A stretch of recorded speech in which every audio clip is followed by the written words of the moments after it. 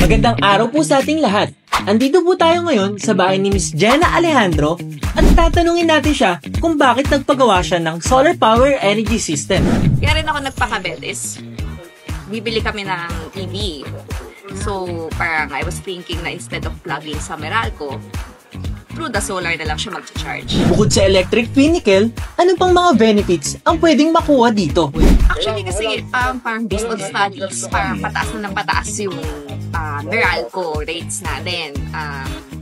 So parang naisip ko rin magpa-solar kasi parang bakit ako gagastos ng mas malaki if I could just invest now sa pagkapapakabit and then yung matitipid ko in the future is bakit pa dapat ang ephemeris ang piliin mo para sa iyong solar power energy system?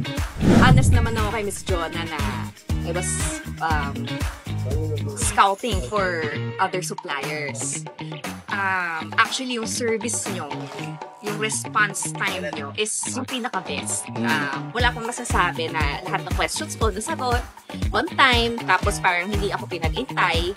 Well, in other suppliers nga na parang papantay ka pa, tapos hindi mo alam kung parang hinahang ka. So parang gusto ko yung number one is your service.